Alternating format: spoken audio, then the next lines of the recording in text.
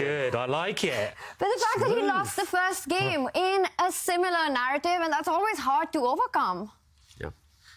Yeah. It's just a masterclass from Magnus, you've got to say. And Jorden moves his king forward. Here, I think it is level material, but the way to evaluate this is you just take white's A-pawn off the board and you take black's knight off the board, because that black knight is paralyzed forever, stopping that white A-pawn. And the rest of the board, white will have a material advantage. That's why the evaluation bar says completely winning. Magnus does just move his king across. Black's king can't roam too far away either, because white's knight will start grabbing some pawns. And here, OK, knight to A7 blockading. What's the breakthrough? There must be a way. I mean, do you bring your king towards the left-hand side? I mean, if I was white here, you could try to zigzag on the dart squares in. You'd have to come back first to do that. That's one idea, just to support your pawn, to dislodge your opponent's knight.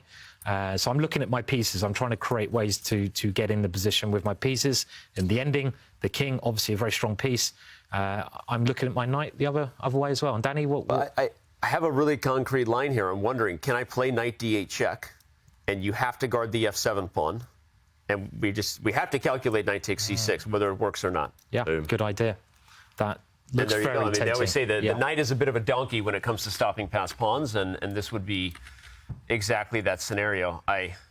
While we have the analysis board up, I want to back up quickly, because the sad part about this, to Tanya's point about it being a nightmare, is just a few moves. The blunder actually just happened. If we back up a few moves before we joined, David, it was literally, okay, looks like that line is happening, by the way. It was right here, and Jorden could have played knight e4 to keep the knight guarding the b7 pawn, knight d6.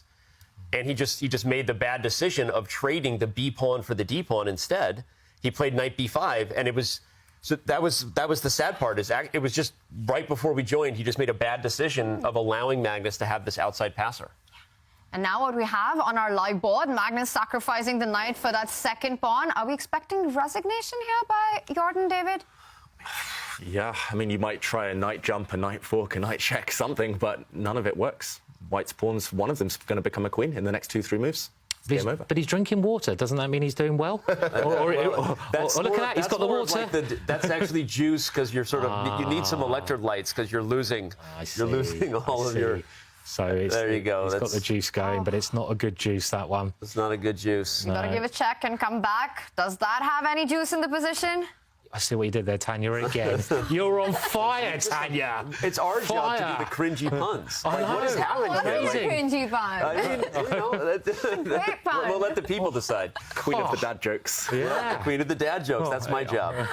All right, look at Magnus shuffling to g3, which is a real killer. It's like, I'm not even going to walk my king into any possible forks.